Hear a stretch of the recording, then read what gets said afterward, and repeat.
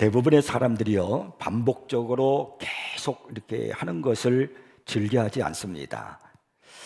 아무리 좋은 말이라도요, 반복적으로 계속해서 그 말을 듣게 되면은 그 좋은 말이 좋게 들리지를 않아요.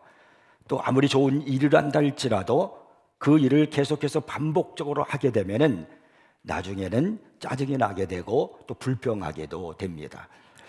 우리가 자녀를 이제 양육을 이렇게 하는데, 아이들을 양육을 하다가 보면은 아이들을 키워가면서 어쩔 수 없이 이제 말을 해야 할 때가 있어요.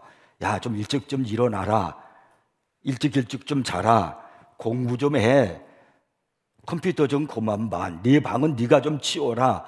이렇게 말을 하면은요, 계속 반복해서 말을 하면은 아이들은 그 말을 듣고서 또 부모님이 잔소리한다, 그렇게 생각을 하고요, 짜증을 내고 불평을 합니다. 그런데 오늘 우리가 읽은 이 오늘 본문에 보면은 성경은 우리에게 계속해서 반복해서 말씀을 하고 있는 것이 있습니다. 그것은 하나님께서 우리에게 잔소리로 하시는 것이 아니라 우리가 그 말씀을 경청할 필요가 있고, 그 말씀은 그만큼 우리의 신앙생활에 있어서 중요한 것이기 때문에 반복해서 말씀을 하고 있는 것입니다. 자, 그러면 오늘 본문이 우리에게 반복해서 하시는 말씀의 내용들이 무엇일까요? 자, 오늘 본문 14장 15절에 보면은 망하게 하지 말라, 그런 말씀이 있고요, 또 20절에 보면은 무너지게 하지 말라라는 그런 말씀이 있어요. 또 14장 13절에는요, 거칠 것이라는 그런 말씀도 있고, 20절에 보면은 거리낌이라는 그런 말씀이 있습니다. 여기 거리낌이라는 말은 넘어지게 한다, 그런 뜻이에요. 그리고 또 14장 19절에 보면은 서로 덕을 세우는 일을 힘쓰나니 라는 그런 말씀을 하고 있고요, 15장 2절에서는 선을 이루고 덕을 세우도록 할지니라, 이렇게 말씀합니다.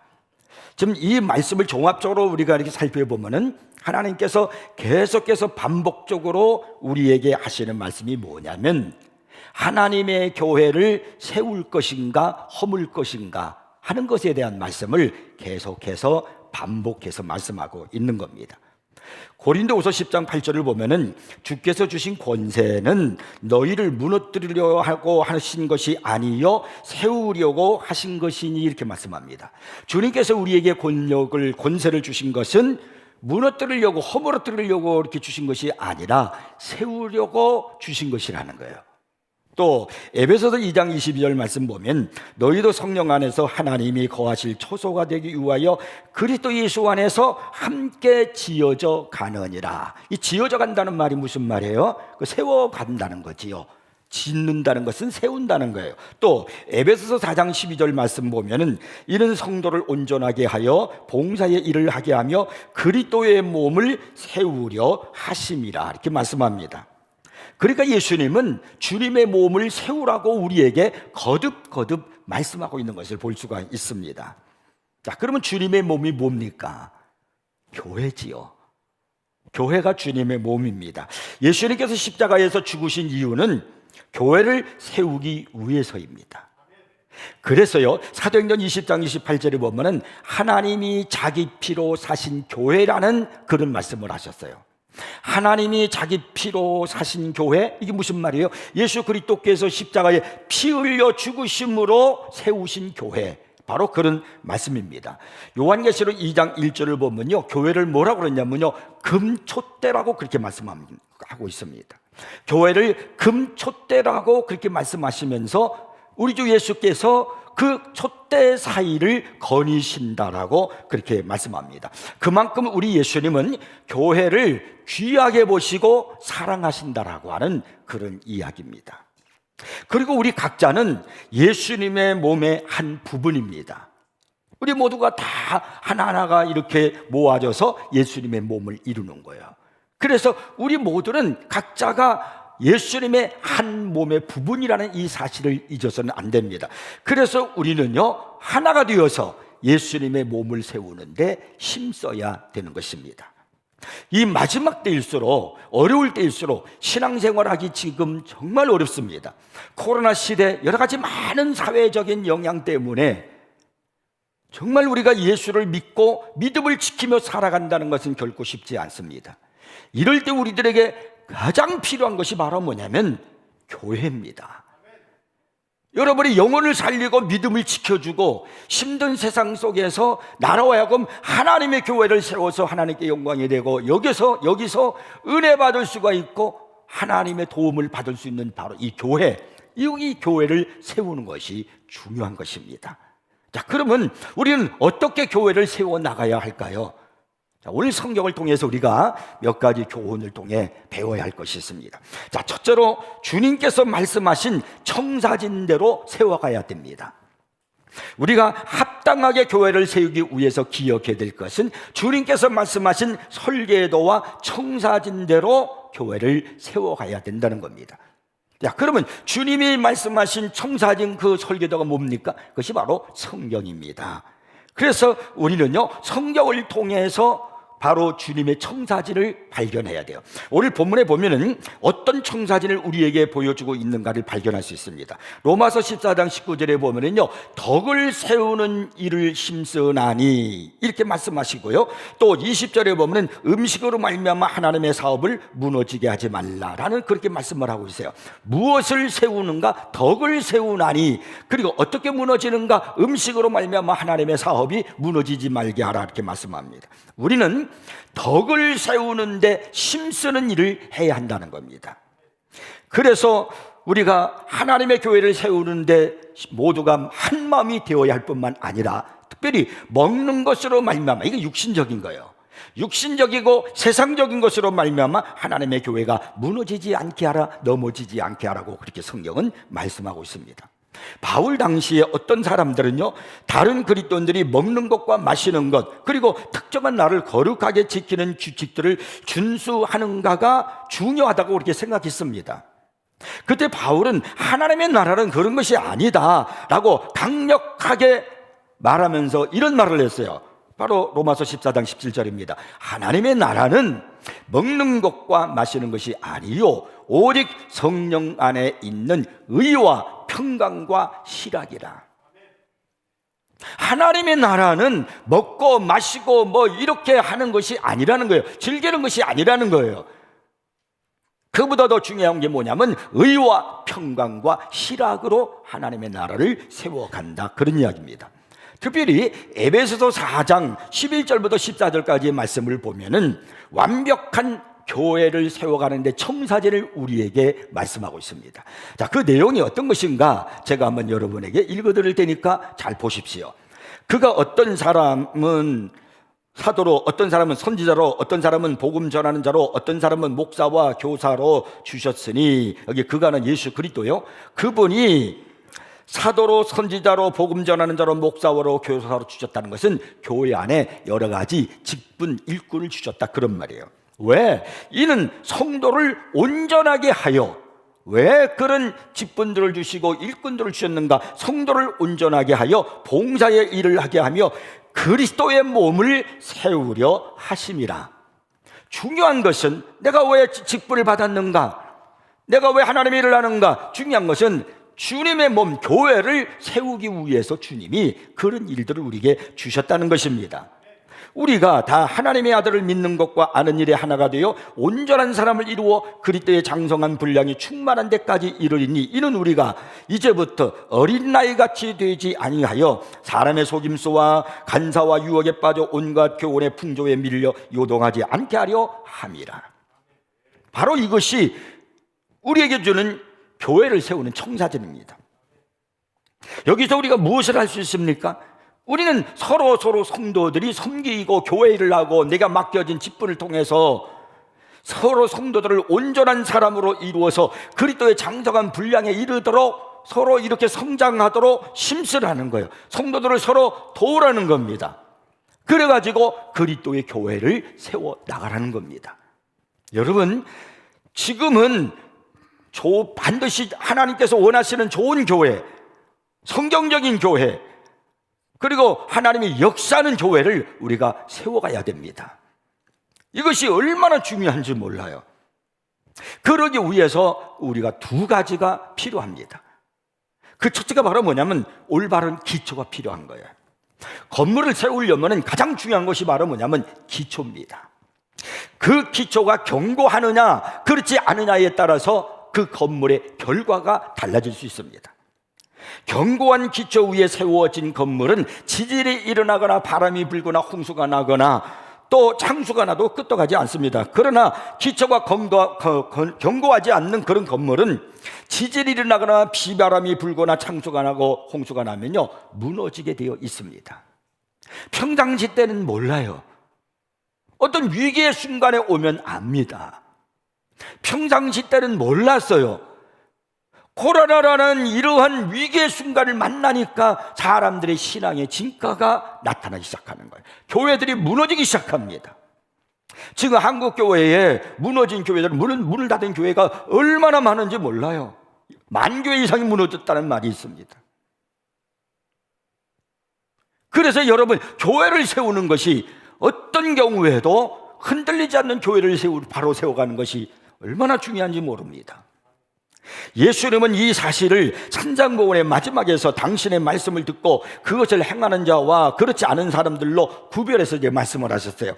마태복음 7장 24절부터 27절까지입니다. 그러므로 누구든지 나의 이 말을 듣고 행하는 자는 그 집을 반석 위에 지은 지혜로운 사람 같으니, 집의 기초가 뭐냐면 반석이라는 거예요. 비가 내리고 창수가 나고 바람이 불어 그 집에 부딪히되 무너지지 아니하나니, 이는 왜 그러냐? 기초를 반석 위에 놓은 까닭이요. 나의 이 말을 듣고 행하지 아니하는 자는 그 집을 모래 위에 지은 어리석은 사람 같으리니, 비가 내리고 창수가 나고 바람이 불어 그 집에 부딪힘에 무너져 그 무너짐이 심하니라. 항상 편안함은 문제가 없어요. 근데 그렇지 않다는 거예요. 바람이 불어요. 창수가 나요. 홍수가 나요. 때로는 지진이 일어날 수도 있어요. 그때 알곡과 쭉정이가 판가름 나는 겁니다. 참교회와 그렇지 않은 교회가 그때 여러분 분별이 되는 겁니다. 그래서 기초가 중요한 거예요. 일본 동경에 임페리얼이라는 호텔이 있습니다. 이 호텔을 지은 사람은 미국의 건축가 프랭크 로이드 라이트라는 사람입니다. 그는 호텔 공사를 맡고 호텔을 짓는데 무려 2년 동안 기초 공사에 매달렸습니다. 돈이 너무나 많이 들어갔고 기초 공사하는데 너무나도 오랜 세월이 공사 기간이 지났습니다. 그래서 주변 사람들이 막 그를 향해서 비난하기 시작했습니다. 너무나도 많은 시간을 기초공사에다가 쏟고 있다. 기초공사에 너무나 많은 돈을 들이고 있다. 왜 그렇게 하느냐? 시간과 그리고 물질을 너무나 많이 투자한다. 이렇게 불평이 대단했습니다. 결국 기초공사하는데 2년 걸렸어요. 그리고 나머지 공사 2년. 그래서 4년 만에 이 호텔은 완성되었습니다. 그리고 이 공사는 돈을 너무 많이 무리하게 들은 그런 대표적인 케이스로 여겨졌습니다. 그런데 이 호텔이 세워지고 수년이 지난 후에 동경 대지진이 발생했습니다. 그때 이 지진 때 무너지지 않은 건물이 없었어요. 다 무너졌어요. 엄청난 그 지진이 일어났잖아요. 그런데 그런 가운데서 오직 견고히 서 있는 빌딩 하나가 있었는데 바로 그것이 이 임페리얼 호텔이었다는 거예요. 그 후로 이 라이트라는 이름은 일본 건축교에 바로 심화처럼 불려졌다는 거예요. 기초가 얼마나 중요한가 하는 것을 역사가 우리에게 증명해 주고 있는 겁니다. 마태복음 16장에 보면 참 재밌는 말씀이 있어요.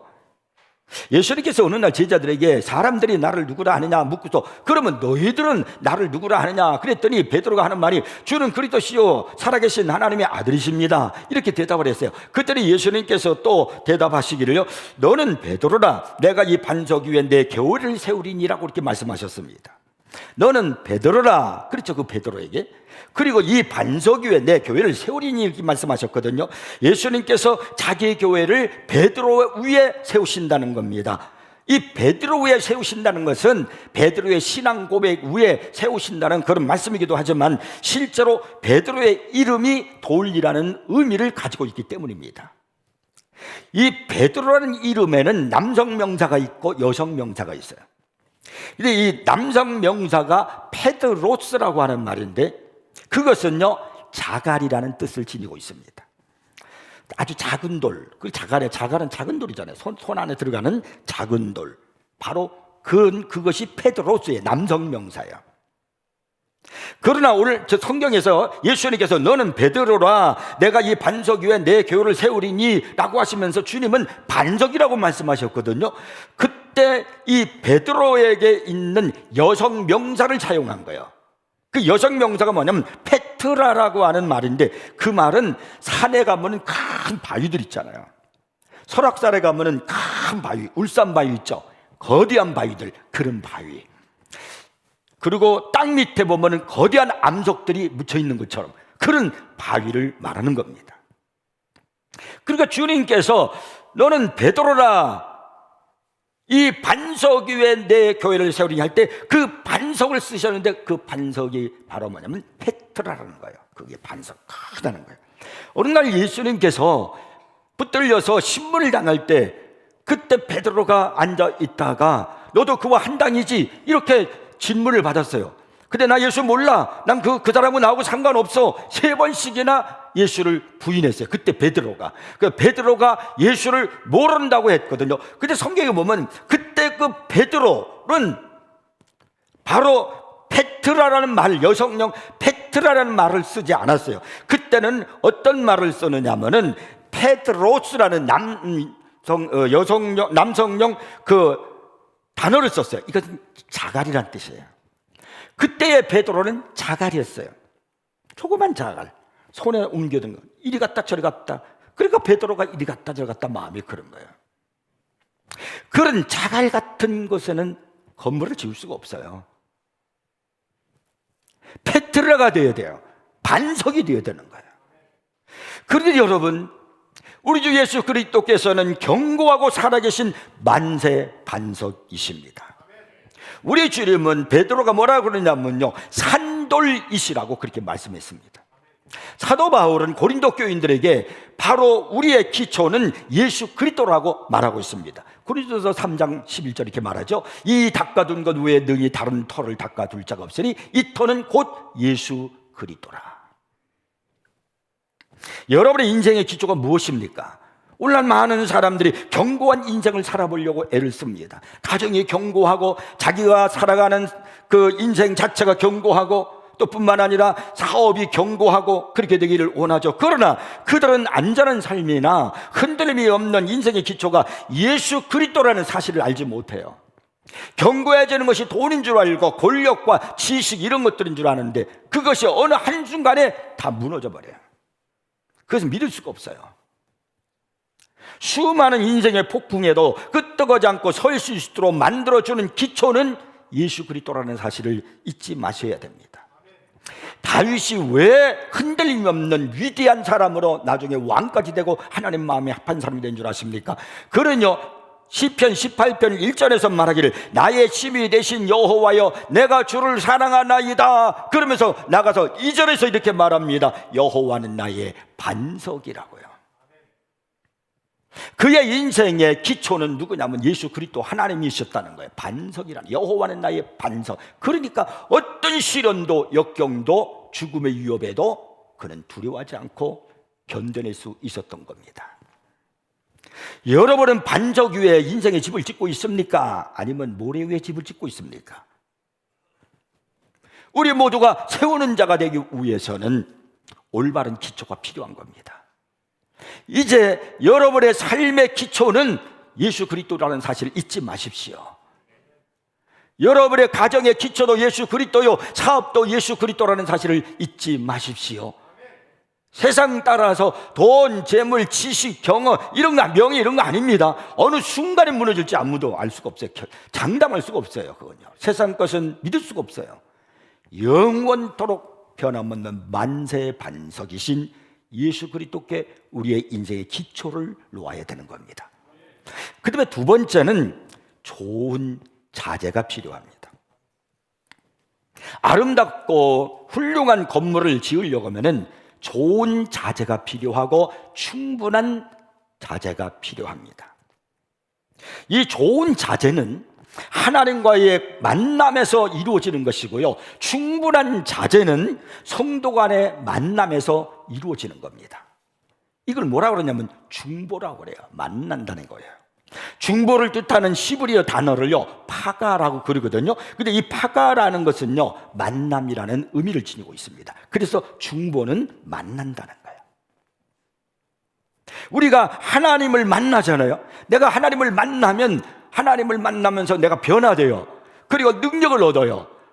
하늘의 은혜를 내가 받아요. 그래서 내가 좋은 자녀가 되는 거예요. 그러면서 서로 성도들끼리 화목을 위해서 만나요. 성도들끼리 서로 만날 때 서로 모두가 자제들이 좋은 자제가 되어서 충분한 자제가 되어지는 거예요. 한 사람이 아니라 여러 사람, 많은 사람들이 자제가 되어지는 거예요. 그래서 성경적인 교회를 세워나갈 수가 있어요. 그래서 우리는요, 이 만남이 중요한 거예요. 중보가 중요한 겁니다. 하늘과 땅 사이 십자가 위에 한 사람이 달려 있습니다. 두 개의 만남이 바야흐로 이루어지게 됩니다. 하나는 좋고 유쾌한 만남이고 다른 하나는 추하고 폭력적인 만남입니다. 한 남자 예수 그리스도는 그의 신부 성도들을 만나게 될 것이고 뱀인 사탄은 멸망을 만날 것입니다. 양극단을 한 사건으로 융합시켜서 좋은 자녀로 만들 수 있는 분이 누구이겠습니까? 하나님밖에 없어요. 하나님 말고 누가 피를 흘려 생명을 창조하며 고통을 이용하여 치유를 가져오며 불의를 허용하여 정의를 만족시키며 거절을 받아들여 수용을 회복할 수 있겠습니까? 과연 누가 그와 같은 악한 행위를 이용하여 그토록 선한 일을 이룰 수 있겠습니까? 오직 하나님 한 분밖에는 없습니다. 나무에게서 최고의 승리를 거둔 뱀이, 사탄이 나무에서 최대의 패배를 당했다는 사실을 아십니까? 다시 설명을 드리면 선악을 알게 하는 나무에서 선악과를 따먹게 함으로 최고의 승리를 거뒀던 이 뱀 사탄이 갈보리 십자가 나무에서 최대의 패배를 당했다는 이 사실은 놀라지 않을 수가 없는 거예요. 첫째 아담이 에덴 동산에서 시험에 굴복했는데 둘째 아담이신 예수 그리스도께서 겟세마네 동산에서 최대의 시험을 이겨냈다는 이 사실은 아이러니하지 않을 수가 없습니다. 이렇게 모든 악하고 불의를 바꿀 수 있는 분은 하나님이십니다. 그러므로 하나님은 우리를 최고로 좋은 자녀로 만드시는 분이십니다. 그래서 여러분, 하나님을 만나고 먼저 하나님을 만나요. 예배를 통해서, 기도를 통해서, 성경을 통해서 하나님을 만나셔서 여러분이 하나님 앞에 좋은 자녀가 되어 주십시오. 그리고 성도를 만나요. 그래서 서로 좋은 자녀로 되어져 가는 겁니다. 자, 오늘 본문 15장 1절을 보면은 이런 말씀이 있어요. 믿음이 강한 우리는 마땅히 믿음이 약한 자의 약점을 담당하고 자기를 기쁘게 하지 아니할 것이라. 여기 보면 좋은 재료, 충분한 재료가 되기 위해서 어떻게 해야 되는가를 이제 말씀하는 거예요. 여기서 그것을 되기 위해서 사용되는 단어가 있는데 그게 바로 뭐냐면 담당하고라는 거예요. 담당하라는 거예요. 이 말은 헬라어로 바스타제인이라고 하는데요, 이 말은 짐을 진다라는 그런 뜻입니다. 그 짐을 내가 대신 자벌적으로 자원하는 마음으로 지는 것입니다. 갈라디아서 6장 2절을 보면요, 너희가 서로 짐을 지라라는 그런 말씀이 있습니다. 이 말씀에서 서로 짐을 지라는 것은요, 서로 고통을 나눈다는 그런 뜻도 있지만은 짐을 지는 것만을 의미하는 것이 아니라 짐을 지고 가버리는 것입니다. 여러분, 짐을 지는 것하고 짐을 지고 가버리는 것하는 것하고는요 굉장한 차이가 있습니다. 짐을 지는 것은 서로 짐을 나누는 것이죠. 나누어 지는 것을 뜻하지만은 짐을 지고 가버리는 것은요 짐을 제거해버리는 겁니다. 아예 내 짐을 제거해버리는 거예요. 신약 성경에는요 이 짐을 진다는 뜻으로 두 개의 단어로 설명을 하고 있어요. 그 첫째가 말하면 뭐냐면 아네코마이라는 말인데요, 이 말이 어떤 뜻이냐면, 여러분 토마토 아시죠? 토마토 나무가 이렇게 세워서 토마토가 열매를 이제 맺습니다. 그 토마토 나무가 이렇게 있는데 토마토는 줄기가 굉장히 연약해요. 근데 거기에 토마토가 열리면, 거단 토마토가 열리면 그 토마토는 그 커질수록 넘어질 수밖에 없어요. 무게 때문에. 그래서 그 토마토가 잘 열려서 그 열매가 견실해지도록 하기 위해서, 그 무게를 견디도록 하기 위해서 막대기로 거기에다가 메어둡니다. 그 토마토 나무에다가. 그때 지지하다, 감당하다, 어떤 것을 받쳐놓다라는 그런 뜻으로 쓰이는데, 그게 바로 뭐냐면 안에 코마여, 짐을 진다라는 그 뜻을 지니고 있어요. 그 막대기의 심이 토마토의 식물에 옮겨져서, 그래서 그것을 지탱해 주는 거예요. 막대기의 심이 같이 붙으니까, 지지해 주니까 그 심이 토마토의 식물에 전해져서 토마토가 그 열매를 지탱할 수 있도록 만들어 주는 거예요. 이게 서로 말뚝이 되어 주는 거죠. 이게 안의 코마예요. 우리가 교회 안에서 이런 모습이 필요한 겁니다. 예를 든다면 이렇게 만나는 거예요. 성도를 향해서 이렇게 말하는 거예요. 나는 당신이 넘어져 다치거나 깨지도록 놔두지 않겠습니다. 나는 시조금 변하지 않고 당신의 버팀목이 되어드리겠습니다. 나의 심은 이제 당신 것입니다. 자, 나에게 기대십시오. 내가 서 있는 한 당신도 서 있게 될 것입니다. 이게요, 안의 코마예요. 짐을 지다라는 그런 첫 번째 의미를 지니고 있어요. 그 다음에 짐을 지다라는 두 번째 또 단어가 있는데, 그게 바로 뭐냐면 바스타조라는 말이에요. 이 말은 짐을 지고 가버린다는 거예요. 짐을 제거해버린다는 겁니다. 그런 의미로 지거나 들거나 가져간다는 그런 뜻을 지니고 있어요. 가장 우리에게 이 뜻의 바스타조의 의미를 가장 잘 우리가 이해할 수 있도록 들려주는 성경이 있는데, 이사야서 53장에 나오는 예수 그리스도에 대한 말씀이에요. 거기 4절 5절에 보면 성경이 이런 말씀이 있어요. 그는 실로 우리의 질고를 지고 우리의 슬픔을 당하였거늘 그가 징계를 받음으로 우리는 평화를 누리고 그가 채찍에 맞음으로 우리는 나음을 받았도다. 내가 맞을 것은 그분이 대신 맞았습니다. 내가 받을 비방을 그분이 대신 비방 받으셨습니다. 내가 받을 징계를 그분이 대신 징계 받으셨습니다. 그는 서로 나누어서 받은 게 아니에요.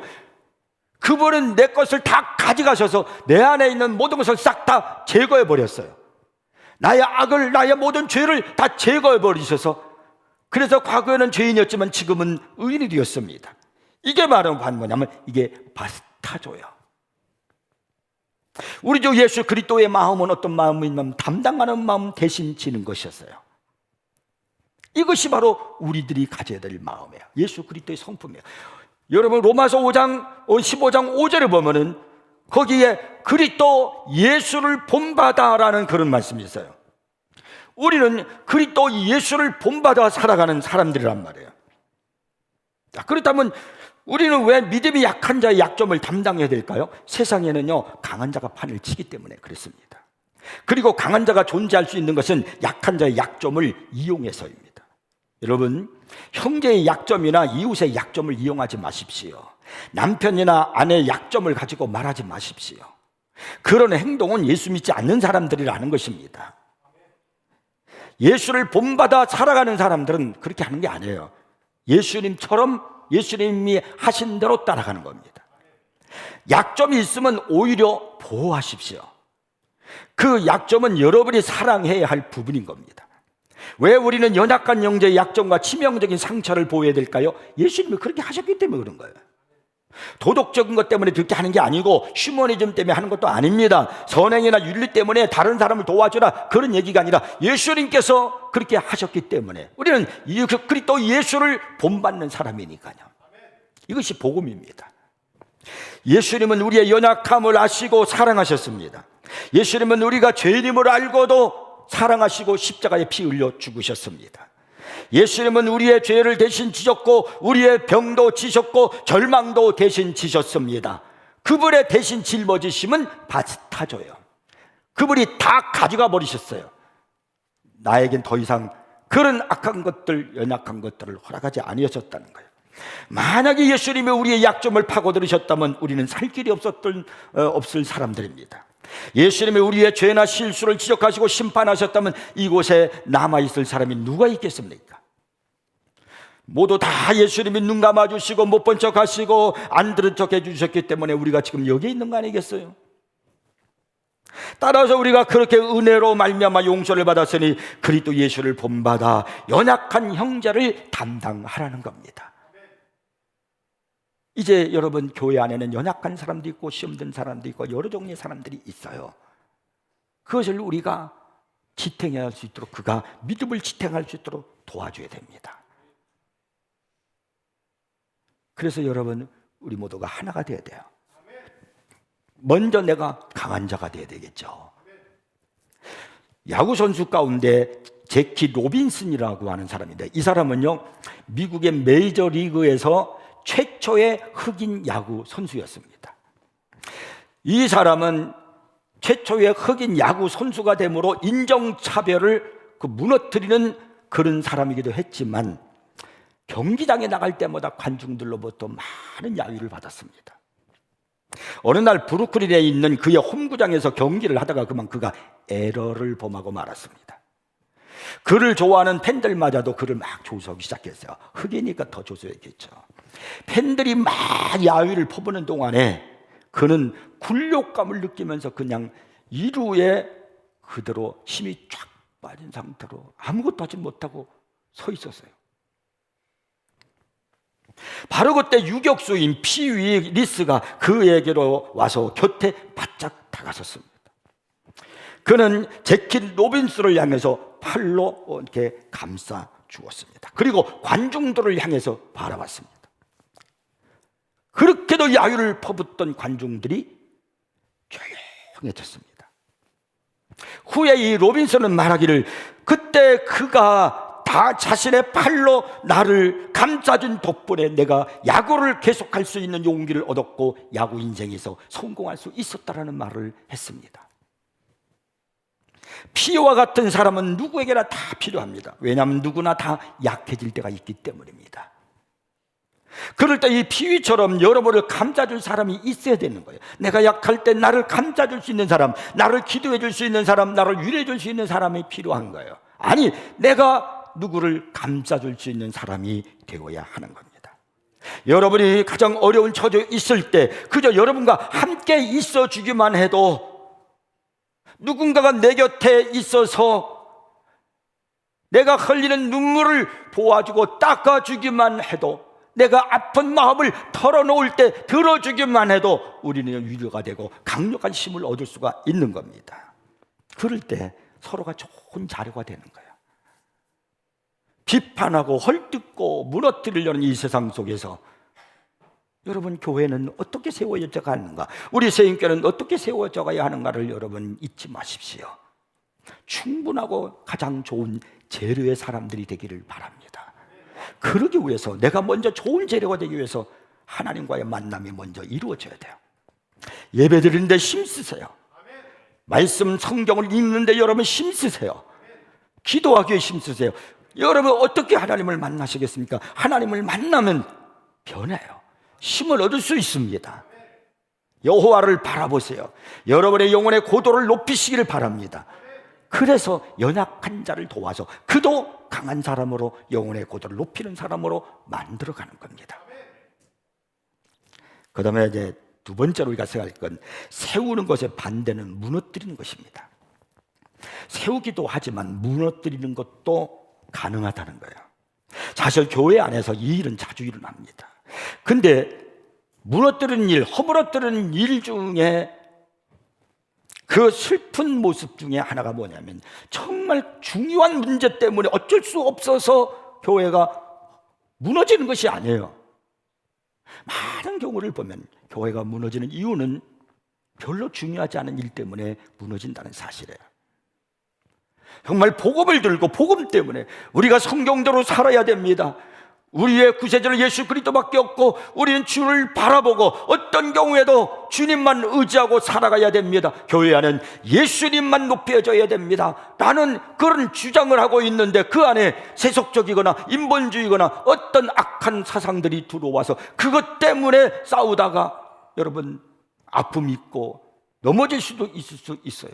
그런 것 때문에 교회가 무너지는 게 아니라는 거예요. 자, 오늘 여기 성경 로마서 14장 20절에 보니까 이렇게 말씀해요. 음식으로 말미암아 하나님의 사업을 무너지게 하지 말라. 먹는 것 때문에 하나님의 일이 무너지지 않게 하라. 먹는 거, 마시는 거, 육신적인 거, 이런 것 때문에 하나님의 교회가 무너지지 말게 하라. 여러분, 그런 얘기 있잖아요. 어느 교회가 무너진 교회가 있었어요. 그 왜 그러느냐면 추수감사절 날 떡을 하는데 무슨 떡을 할 것인가 때문에 시험이 드는 거예요. 추수감사절 날 이번에 우리가 떡을 해야 되는데 성도들에게 떡을 나누는데 어떤 떡을 할까요? 그랬더니 백설기 합시다. 백설기가 참 좋잖아요. 무난하잖아요. 그랬더니 다른 여자들도 아이 백설기가 뭐냐고, 시루떡 하자고, 기한이 몸에 조금 고음스럽게 먹기 위해서 시루떡 하자고. 그랬더니 나이 많으신 권사님들이 언제까지 맨날 시루떡 하냐고, 우리는 이가 안 좋아서 콩 씹는데 힘들어. 그러니까 쫄깃쫄깃하게 인절미 하자고. 그랬더니 그것 때문에 싸움이 일어났어요. 백설기 하자, 시루떡 하자, 인절미 하자, 싸움이 일어나지고 교회가 갈라졌어요. 여러분, 그런 경우가 많습니다. 아니, 시루떡 먹으면 어떻고, 콩 먹으면 백설기 먹으면 어떻고, 인절미 먹으면 어때요? 다 주장하는 거예요. 우리 노인들을 한 번이라도 생각해 봤냐? 이렇게 지금 여기에 지금 이가 좋지 않아서 틀니를 하고 있는데 인절미 먹다가 틀니 몇 번 빠진 줄 아느냐? 좀 노인 좀 생각해 봐라. 그랬더니 노인이 되면 꼭 자기들만 생각하라고 그래. 노인이 돼서 망령이야. 교회 안에 젊은 사람들도 생각해서 시루떡도 먹고 맛있는 것도 먹어야지. 왜 그러냐고. 그냥 막 서로 자기 주장만 하다 이렇게 되는 거예요. 미국에서는 어떤 교회가 갈라졌는데, 왜 갈라지니까 교회를 짓고 카페트를 까는데 빨간 걸 깎거냐 파란 걸 깎거냐, 그것 때문에 교회가 갈라졌대. 그게 뭐 빨간 거 까면 어떻고 파란 거 까면 어때요? 그게 뭐 중요해요? 원론적이질 않아요. 중요한 건 복음이요. 자, 그래서 오늘 본문 15장 1절에 보면은 자기를 기쁘게 하지 아니할 것이라 그랬고, 2절에서는요 우리 각 사람이 이웃을 기쁘게 하되 선을 이루고 덕을 세우도록 할지니라 이렇게 말씀합니다. 우리는 어떤 경우에도요 무너뜨린 자가 되어서는 안 돼요. 예수님은 세우시는 분이십니다. 성령님은 세우는 역사를 하시는 분이십니다. 그런데 만약에 무너뜨리면은 우리는 예수님의 사역을 반대하고 해방하는 사람일 수밖에 없는 겁니다. 도널드 그레이 반 하우스라는 목사님이요, 선교지에서 특별히 분열을 일으키는 문제들이 발생하게 되는데 왜 그런가 하는 것에 대해서 사람들을 해롭게 하는 일들 때문에 그렇다면서 이런 말을 했습니다. 용서하지 못하는 마음, 자기중심주의, 율법적인 태도, 다른 사람들 앞에서 하나님을 비방하는 행동, 위선, 다른 사람들의 은사를 감사하지 않음, 남을 용납하지 않음, 인내심의 결여, 서로 상대방을 호평하기, 질투, 불평과 논쟁, 탐욕, 거짓말과 비방, 이런 것들로 선교지 안에서 협력해서 복음을 전해야 되는데 분열이 일어난다는 거예요. 투쟁에서 분열이 일어난다는 거예요. 그러나 그런 것이 분열이 일어나서 이렇게 넘어뜨리지만은 또 세우는 건강한 긍정적인 것도 있다는 거예요. 어떤 것들인가? 다른 사람에게 기꺼이 복종함, 다른 사람들을 자기보다 낮게 여김, 이해하는 마음, 그리스도와 밀접한 관계, 자기 권리를 주장하지 않음, 잘못된 마음을 기꺼이 고백함, 성실, 관대한 마음, 다른 사람의 입장을 인정함, 용서하는 마음, 자기 권위를 남용하지 않음, 이런 것들이라고 말합니다. 우리 모두가 예수 그리스도를 닮기 위해서 우리의 영적 기술을 연마하고요, 그리고 그리스도인의 성품을 발전시켜 나가야 됩니다. 사람이 좋아야 돼. 이 안에 성령의 열매를 맺어야 됩니다. 하나님의 교회를 세우는 과정에서 돌을 다듬고 그거를 전체 구조에 맞춰 넣는 과정에서 그런 일을 우리가 서로 하다 보면 우리의 눈이 하나님 말씀의 청사진에서 멀어지고, 그리고 잡더미 속으로 빠져들지 않도록 조심해야 됩니다. 열왕기상 6장에 보면 솔로몬이 성전을 건축하는 내용이 나오는데, 특별히 7절에 보면 이런 말씀이 있습니다. 이 성전은 건축할 때에 돌을 그 뜨는 곳에서 다듬고 가져다가 건축하였으므로 건축하는 동안에 성전 속에서는 방망이나 도끼나 모든 철 연장 소리가 들리지 아니하였으며, 성전에서 건축을 하는데 소리가 들리지 않았다는 거예요. 연장 소리도 돌 뜨는 소리도 들리지 않았다는 거야. 제가 알기로는 역사상 어떤 건축 건물도 이런 방법으로 지은 것은 없었을 것이라고 생각됩니다. 건축이 너무나 잘 진행되었기 때문에 거의 잡음이 없습니다.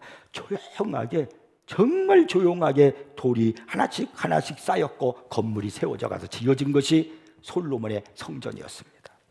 교회도 역시 그렇게 돼야 됩니다.